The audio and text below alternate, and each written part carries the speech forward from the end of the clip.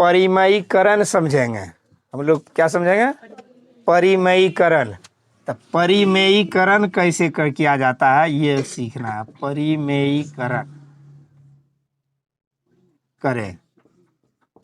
सबसे पहले परिमेयीकरण का अर्थ जान लो। परिमेयीकरण में लिखा हुआ परिमेय शुरू में है ना, तो जो भी अपरिमेय संख्या होगा उसको कोशिश करना है परिमेय में कन्वर्ट करने का।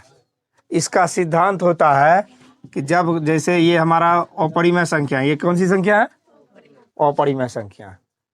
तो हम इसे परिमेयीकरण करने के लिए यह सिद्धांत होता है कि हर में ऊपर वाला अंश है नीचे वाला, तो हर में जिस संख्या पर रूट रहे उस रूट को हर हालत में हटा देना है, समाप्त कर देना है, वह परिमेयीकरण हो गया। अब इसके लिए क्या करना पड़ेगा? इस रूट को हटाने के लिए हमको इसी संख्या से आपस में गुना करना पड़ेगा, और जब भी गुना करेंगे तो हम अंश और हर दोनों के साथ गुना करेंगे। तो गुना कर दो, 2 गुना रूट 3 अभी हम लोग पढ़े ही थे, क्या हो गया? 2 रूट 3, फिर रूट 3 गुना रूट 3, 3। ये हो गया इसका परिमेयीकरण। कितना आसान है ना? इसी प्रकार अगर दे दिया जाए 3 रूट 2 बटा 5 रूट 3, इसका परिमेयीकरण करना है। हमने क्या बताया था? परिमेयीकरण करते समय हमें हर पर की संख्या का रूट खत्म करना होता है। किसका रूट? हर। इसमें हर के रूट को ध्यान देना है, अंश में कुछ भी रहे उसको देखने की जरूरत। तो हर पर रूट के नीचे में क्या है? रूट 3। हमें ऊपर नीचे किससे गुना करेंगे? रूट 3 से। अब गुना करके देख लेते हैं क्या होता है।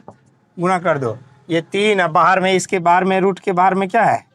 तो 3 एका 3, और रूट के नीचे 2 तिया 6, फिर नीचे में क्या हो जाएगा? 5, और रूट 3 गुना रूट 3 क्या हो जाएगा? 3, तो क्या हो जाएगा? 5 तिया 15। बस।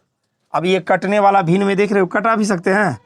3 एका 3, 3 5, तो बच गया ऊपर में रूट 6, नीचे में 5। ये हो गया आंसर।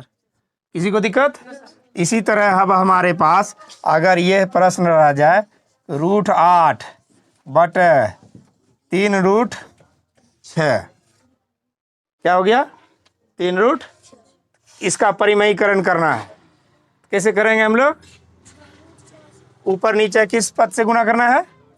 रूट 6 से ऊपर भी गुना किए, या रूट 6 से नीचे भी गुना किए। गुना करके क्या लिखेंगे? रूट 8 गुना रूट 6, क्या हो गया ऊपर में? रूट अंडर 48, 8 छके, और फिर रूट के नीचे में, अब देखो रूट में नीचे हर वाला को गुना करेंगे तो 3 को गुना करना है किससे? 1 से, क्योंकि रूट के बाहर में यहाँ क्या छिपा हुआ है? तो बाहर में गुना हो जाएगा 3 एका 3, और फिर रूट 6 गुना रूट 6, 6 हो गया, तो दोनों मिल जाएगा तो क्या हो जाएगा? 18। तो रूट 48 बटे 18, रूट 48 बटे। लेकिन हमने कहा था कि जब रूट के नीचे में कोई बड़ी संख्या आ जाए, कोई बड़ी संख्या आ जाए, तो हम लोग इसका गुणनखंड कर लेते हैं, अभाज्य गुणनखंड, और जोड़ा वाला संख्या को बाहर निकाल लेते हैं। जैसे 48 हमें लग रहा है कि बड़ा संख्या, इसका अभाज्य गुणनखंड क्या होगा? 2 से 24, 2 से 12, 2 से 6, 2 से 3, हो गया ना। अब इसमें जोड़ा देखो, 48 को हम लोग इस तरह से अगर लिख लेते हैं, 48 को 2 दूना 4 दूना 8 दूना 16 48, 2 गुना 2 गुना 2 गुना 2 गुना 3, और रूट के नीचे में कितना हो गया? 18 बटे में 18 हो गया। तो जोड़ा किन किन संख्याओं का मिल रहा है इसमें? जोड़ा ये 2 हो गया और ये 2, तो 2 बार 2 का जोड़ा मिला, तो बाहर निकल गया 2 दूना 4, 2 को 2 बाहर निकला ना, तो रूट के नीचे केवल क्या रहा? अब बटे 18। इसको कटा सकते हैं, 2 में 18 कट गया, तो क्या हो गया? 2 रूट 3 बटे 9। किसी को कोई दिक्कत? ये छोटा छोटा परिमेयीकरण हम लोग कर सकते हैं अब? ठीक है।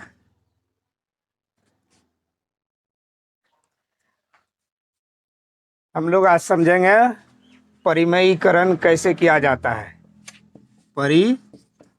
परिमेयीकरण करें। परिमेयीकरण करने के लिए अपरिमेय संख्या जो भिन्न में होता है उसे हम हटा देते हैं। जैसे हमारा एक प्रश्न है 4/√5, 4/√5 +√3।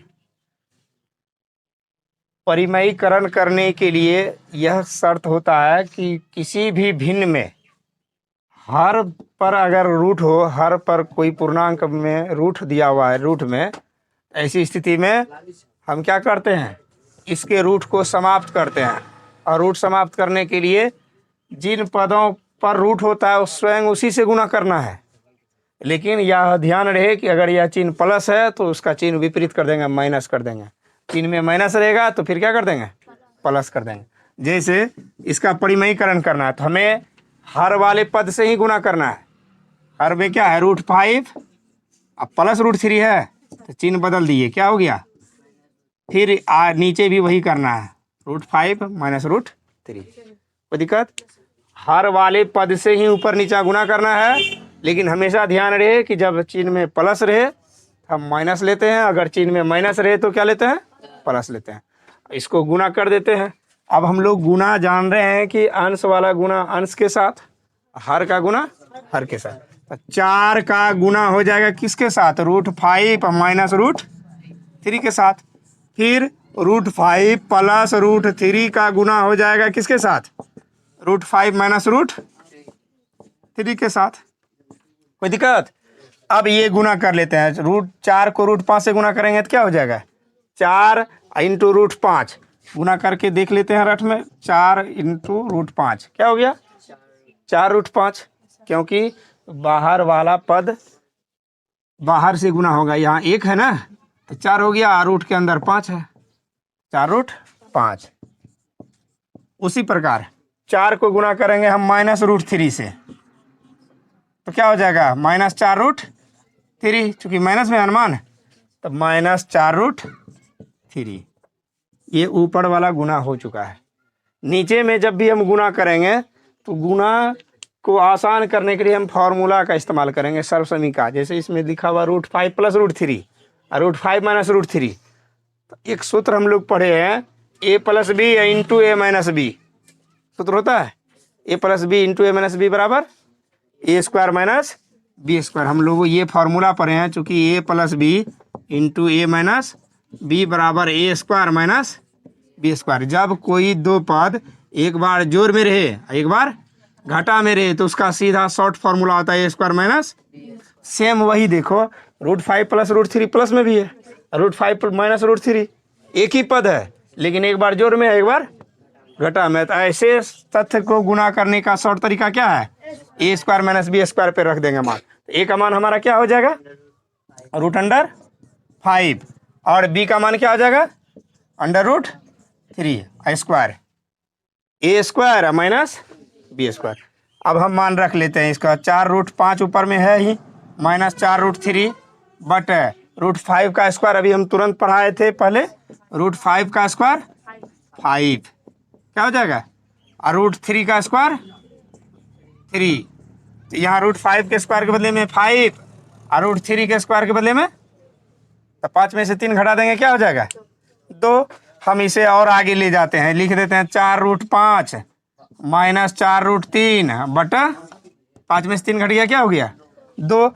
अब हम क्या करेंगे, ऊपर में जब देखेंगे कोई समान पद ऐसा है जो नीचे वाले से कटने वाला है तो कॉमन ले लेंगे।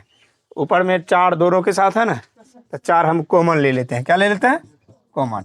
कॉमन ले लिए तो इधर क्या बचा, √5, इधर क्या बचा, √3, और नीचे में हमारा क्या है, 2। इसलिए कॉमन लिए कि ताकि 2 दूना 4 कटा सके, कट गया। तब हमारा जवाब क्या हो गया, 2 × √5 -√3। किसी को कोई दिक्कत नहीं है। और एक सवाल लेते हैं, इसी तरह फिर से दूसरा सवाल सॉल्व करते हैं। फिर एक सवाल लेते हैं, इसी प्रकार सॉल्व करके दिखाते हैं दूसरा प्रश्न।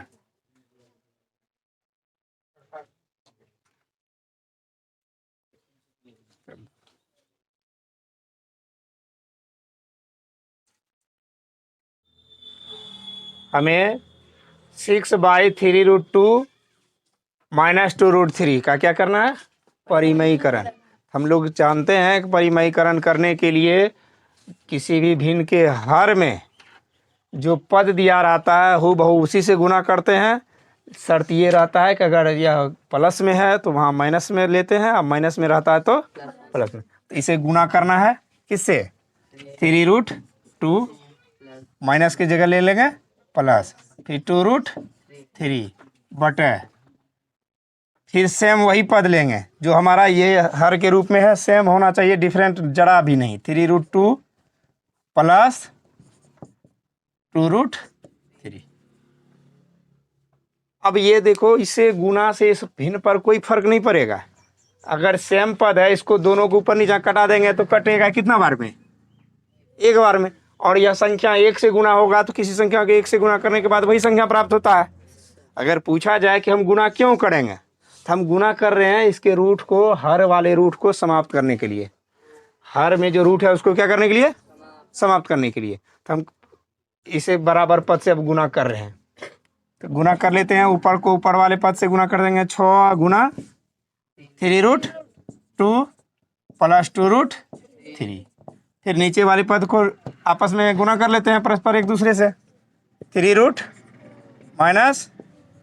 3 इंटू 3 डियर स्टूडेंट्स, यदि आपको हमारा ये सॉल्यूशन अच्छा लगा तो आप हमारे इस चैनल को ज़रूर सब्सक्राइब करें, और सब्सक्राइब करके बेल आइकन को दबाकर ऑल को क्लिक करें, ताकि मैं जो भी वीडियो अपलोड करूं वो आप लोगों को देखने के लिए मिले। धन्यवाद।